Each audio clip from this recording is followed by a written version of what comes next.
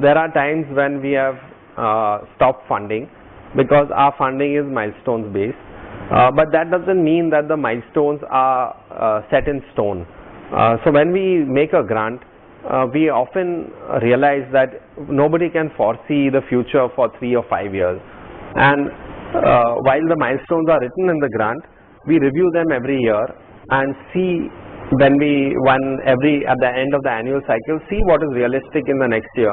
In some cases it may be possible to achieve more, in some cases it may be that might not work out, the environment has changed. So we are very open to working with the NGO to come up with realistic milestones on an annual basis, and based on that we see if they are being met. If they are not met, again, it doesn't mean we just cancel the grant. It depends on whether directionally the grantee is in the right place. If, for example, they've reached 90% of the milestones, there really is no issue.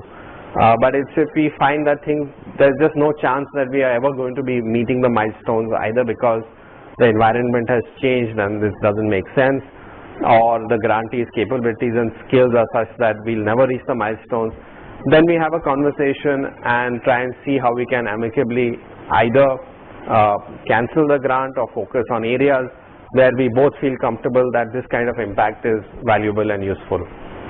But having said that, this is not clearly a mathematical formula. It's a real world. When you go out and try that, there are always issues, challenges, problems. So I think for us, what's very important is the ability to course correct and to keep on looking at saying how did we do things differently every quarter, every 6 months, so that we are more focused on outcomes. So at the end of the day, we are still very focused that we have to reach those outcomes, and we are very flexible on the tactics to reach those outcomes.